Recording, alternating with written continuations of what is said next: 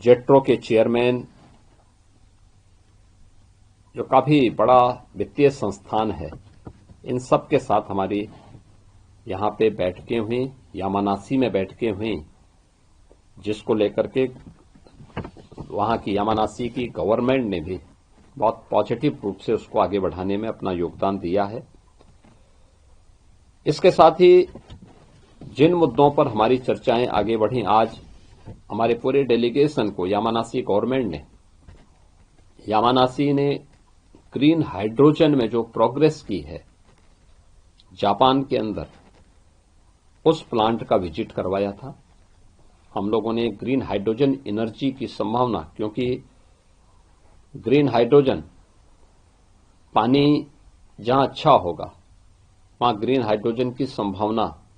उतनी ज्यादा होगी, और उत्तर प्रदेश इस देश का सबसे समृद्ध क्षेत्र है, पर्याप्त जल संसाधन हमारे पास हैं, और हम लोगों ने इस दिशा में प्रयास किया है, जिसमें यामानासी हम लोगों को उस टेक्नोलॉजी के साथ जोड़ने और हमारे उत्तर प्रदेश के युवाओं को उसका प्रशिक्षण देने, यानी उसकी स्किलिंग के लिए भी अपना सहयोग देने के लिए तत्पर है। जापान और यूपी के बीच में एमएसएमई में टेक्नोलॉजी को लेकर, उसकी ऑनलाइन सेलिंग को लेकर और अन्य मुद्दों को लेकर के भी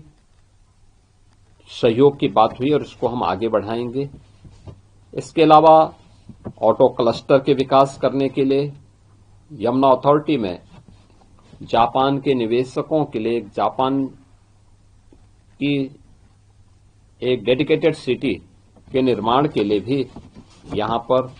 विस्तार से चर्चा हुई, और इसके लिए वहां लैंड अलॉट करने की कार्रवाई हुई है। इसमें मुख्य रूप से हम लोगों को जो अब तक यहां प्रस्ताव प्राप्त हुए हैं, मुझे प्रसन्नता है कि 90,000 करोड़ रुपए के एमओयू जापान के अंदर, 1.5 लाख करोड़ के प्रस्ताव यहां पे जापान और यामानासी में उत्तर प्रदेश के इस डेलीगेशन को प्राप्त हुए हैं, और इसी प्रकार से सिंगापुर में 60,000 के एमओयू और 1 लाख करोड़ रुपए तक के हमारे पास प्रस्ताव उत्तर प्रदेश में निवेश के लिए आए हैं, जिन्हें इन्वेस्ट यूपी और उत्तर प्रदेश के हमारे अन्य विभाग आगे बढ़ाने का काम करेंगे। इसके साथ ही इस पूरे कार्यक्रम के दौरान हम लोगों ने ये भी देखी है कि जो एक परसेप्शन लॉ, बेहतर रोल ऑफ लॉ का परिणाम क्या होता है, इज ऑफ डूइंग बिजनेस, जिस पर पहले दिन से प्रधानमंत्री जी का फोकस रहा है, उसका परिणाम क्या होता है। टेक्नोलॉजी का उपयोग करके ट्रांसफॉर्मेशन का परिणाम क्या होता है। दुनिया ट्रस्ट करती है, और वो ट्रस्ट मुझे दोनों देशों में देखने को मिला है। हमने ईज ऑफ डूइंग बिजनेस में टॉप अचीवर स्टेट के रूप में यूपी को स्थापित किया। रोल ऑफ लॉ के अनुसार उत्तर प्रदेश के अंदर बेहतर कानून व्यवस्था की स्थिति दी। आज परिणाम है दुनिया का निवेशक यूपी के अंदर आना चाहता है। स्वयं यामानासी के माननीय गवर्नर अपने साथ में अगस्त में 200 जापान के सीईओज और को लेकर के यूपी के अंदर आ रहे हैं, जो जापान के भारी भरकम निवेश की उन संभावनाओं को आगे बढ़ाने के लिए यूपी के साथ मिलकर के काम करने के इच्छुक हैं। ऐसे ही सिंगापुर के अंदर भी एक बड़े पैमाने पर उनका एक जापान के सीईओज और को लेकर के यूपी के अंदर आ रहे हैं, जो जापान के भारी भरकम निवेश की उन संभावनाओं को आगे बढ़ाने के लिए यूपी के साथ मिलकर के काम करने के इच्छुक हैं। ऐसे ही सिंगापुर के अंदर भी एक बड़े पैमाने पर उनका एक बिजनेस डेलीगेशन यूपी के अंदर आने को उत्सुक है, जो उत्तर प्रदेश के अंदर अपना निवेश करने के लिए उत्सुक है, और हम लोगों ने इसके लिए अभी से अपनी कार्रवाई भी हमारी प्रारंभ हो चुकी है। हमारा प्रयास है कि समयबद्ध तरीके से इन सभी कार्यक्रमों को हम आगे बढ़ा सकें, और इस कार्य के परिणाम को हम लोग जमीनी धरातल पर देकर के उत्तर प्रदेश का जो टारगेट है $1 ट्रिलियन की इकोनॉमी बनाने की, उस $1 ट्रिलियन की इकोनॉमी को बनाने की दिशा में किए जाने वाले प्रयास में एक महत्वपूर्ण और मील का पत्थर साबित होगा। मैं आज के इस अवसर पर अपने दोनों मिशन से जुड़े हुए अधिकारियों को, सिंगापुर के हमारे जो माननीय उच्चायुक्त हैं उनके और उनकी पूरी टीम को, मैं यहाँ के राजदूत, जापान की राजदूत और उनकी पूरी टीम को, जिन्होंने बहुत पॉजिटिव तरीके से पहले से भी होमवर्क किया था, हमारी टीम के साथ भी पहले से काफी होमवर्क करने के बाद इस पूरे कार्यक्रम को सफलतापूर्वक आगे बढ़ाने में अपना योगदान दिया। और मुझे यहाँ पे दोनों स्थानों पर, दोनों क्या तीनों स्थानों पर भारतीय समुदायों के साथ भी संवाद करने का अवसर मिला। सिंगापुर में उनका काफी बड़ा भारतीय समुदाय के साथ एक हम लोगों का कार्यक्रम संपन्न हुआ था। कल हम लोगों ने यहां पर एक बड़ा कार्यक्रम टोक्यो में भारतीय समुदाय के साथ दूतावास के अंदर ही एक बड़ा कार्यक्रम संपन्न किया था। और आज यामानासी में भी भारतीय समुदाय काफी बड़ी संख्या में रहता है, तो उन लोगों के साथ भी एक बड़ा कार्यक्रम वहां पर आज संपन्न हुआ है। और मुझे विश्वास है कि ये जो पॉजिटिविटी भारत के प्रति और यूपी के प्रति बनी है,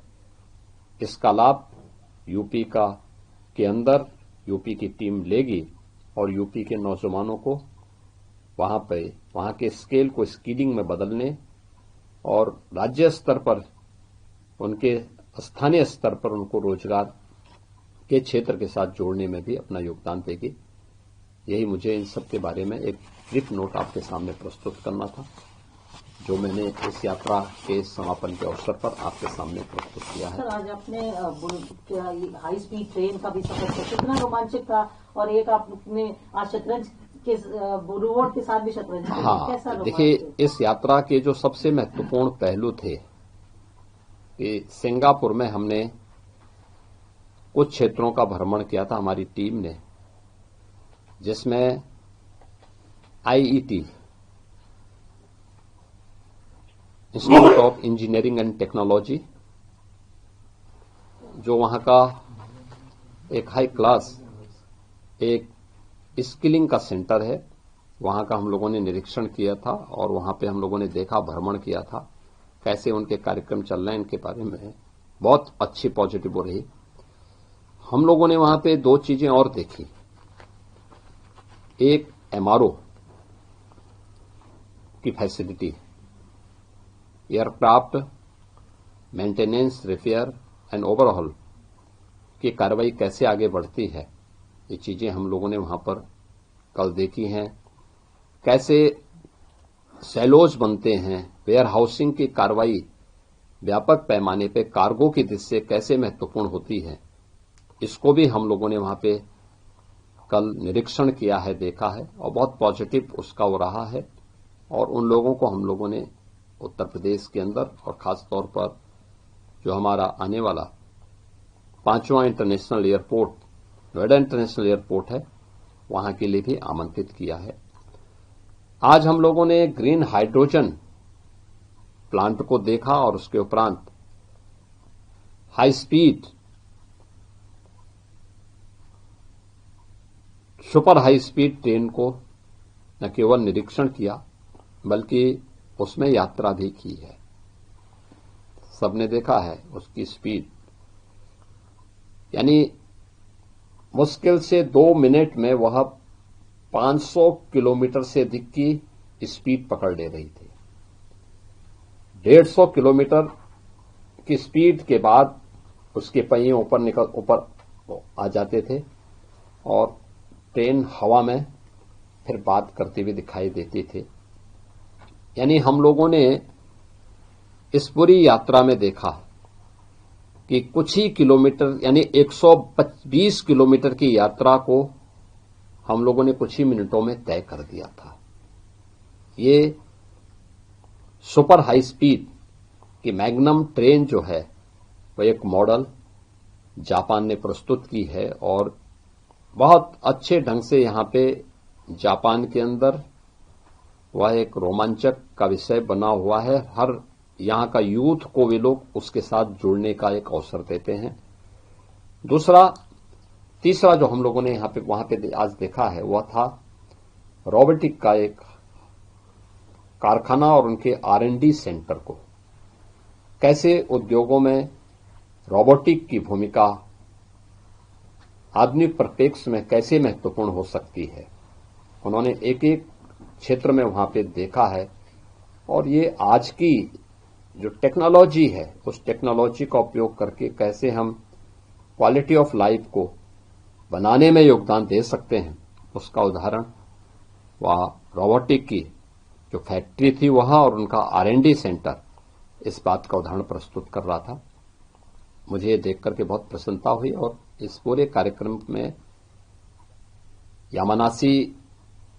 प्रांत के माननीय गवर्नर और उनके डिप्टी गवर्नर भी हमारे साथ में इस पूरे कार्यक्रम में आयोजन के साथ जुड़े थे और उनका बहुत पॉजिटिव योगदान इस पूरे आयोजन के साथ जुड़ने को और इस टेक्नोलॉजी को उत्तर प्रदेश के साथ जोड़ने के लिए भी उन्होंने अपनी प्रसन्नता को व्यक्त किया कि हम इसको यूपी के साथ जोड़ने में उन्हें प्रसन्नता की अनुभूति होगी। धन्यवाद जी।